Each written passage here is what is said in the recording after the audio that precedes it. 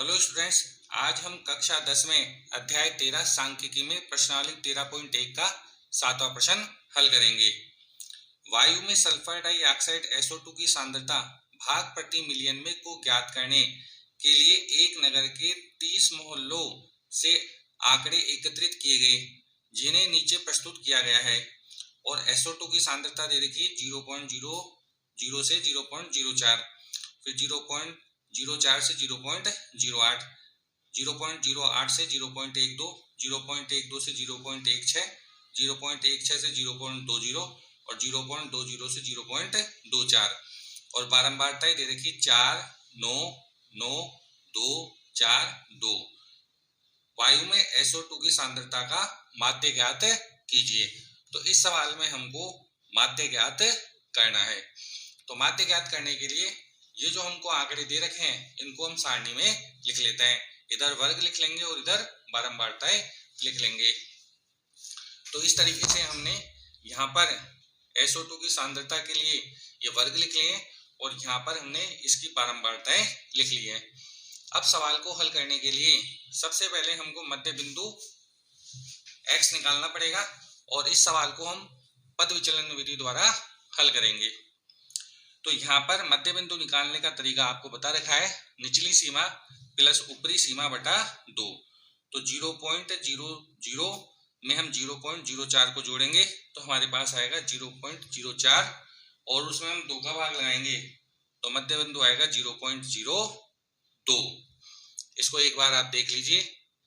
यहाँ पहले वर्ग की निचली सीमा है 0.00 और ऊपरी सीमा है 0.04। इन दोनों को जोड़कर हम 2 का भाग लाएंगे तो 0.00 में 0.04 जोड़ेंगे तो 0.04 आएगा और इसमें 2 का भाग लगाएंगे तो 0.02 आ जाएगा। तो इस प्रकार हम यहाँ लिख देंगे 0.02। अब यहाँ पर अंतर देखें तो 0.04 का अंतर चल रहा है सब जगह, तो इसमें हम 0.04 जोड़ के आगे के x लिख लेंगे।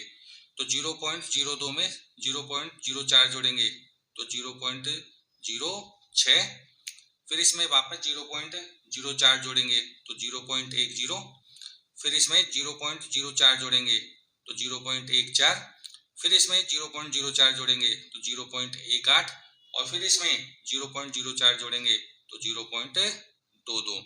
इस तरीके से हमारे पास सभी वर्गों का मध्य बिंदु आ जाएगा। अब इस सवाल को हम पग विचलन विधि द्वारा हल करेंगे और पग विचलन विधि द्वारा हल करने के लिए हमको यहाँ पर मानना पड़ेगा कल्पित माध्य। तो यहाँ पर हम कल्पित माध्य मान लेते हैं a बराबर 0.10। यहाँ एक बात ध्यान से समझेंगे कि यहाँ पर 1, 2, 3, 4, 5, 6 वर्ग है, तो 6 वर्गों में ये 2 वर्ग बीच के हैं, तो हम इस मान को भी कल्पित माध्य मान सकते हैं और इस मान को भी कल्पित माध्य मान सकते हैं। अभी हम 0.10 को कल्पित माध्य मानकर हल कर रहे हैं। इसके बाद में हम निकालेंगे u के मान और u का सूत्र होता है u बराबर x माइनस a बटा h। और इस सवाल में a का मान तो हमने लिया है 0.10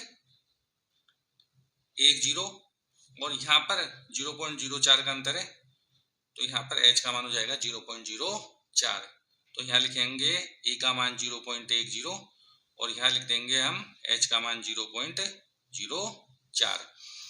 अब आपको यहाँ पर u के मान निकालने के लिए गणना करने की जरूरत नहीं है, आपको डायरेक्ट ट्रिक बता रखी है कि जिस मान को हम कल्पित माध्य मानते हैं उसके सामने लिख देंगे 0, फिर 0 में 1 बढ़ाएंगे तो 1, 1 में 1 बढ़ाएंगे तो 2, फिर 1 में 1 बढ़ाएंगे तो 3। इसी प्रकार ऊपर -1 और -2 लिख देंगे। यह आपको पहले ही समझा रखा है।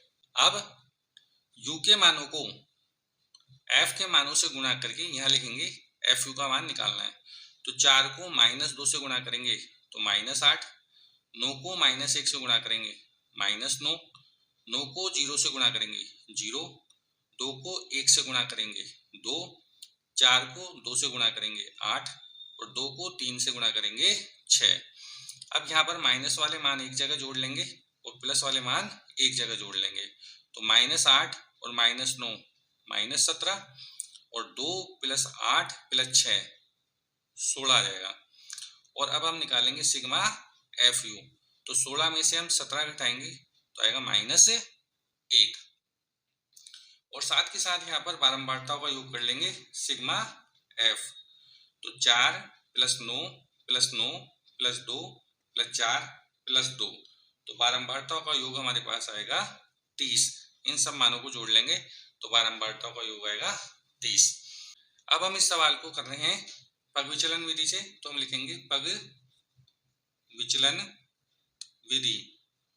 और पग विचलन विधि का सूत्र होता है x बार बराबर a plus sigma F you बटा सिग्मा एफ गुणा h। यहाँ पर a का मान, तो a का मान हमने माना है 0.10। a का मान है 0.10। सिग्मा एफ का मान है 30। सिग्मा एफ यू का मान है -1 और वर्ग माप h का मान है 0.04। यहाँ h का मान ऊपरी सीमा में से निचली सीमा घटाकर निकाला है। 0.04 में से 0.00 घटाएंगे तो 0.04 आ जाएगा।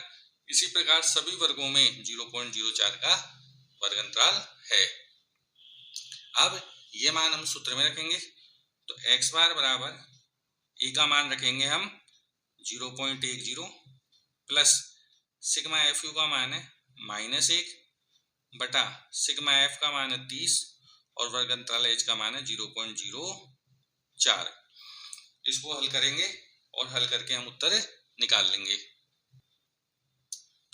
तो लिखेंगे x बार बराबर 0.10 प्लस गुणा माइनस 1 को 0.04 से गुणा करेंगे तो 0.04 बटा 30 और 0.04 में 30 का भाग लगाकर इसमें से घटा देंगे। x बार बराबर 0.10 और 0.04 में 30 का भाग लगाएंगे तो आएगा 0.001 और 0.10 में से ये मान घटाएंगे तो x बार बराबर आएगा 0.099।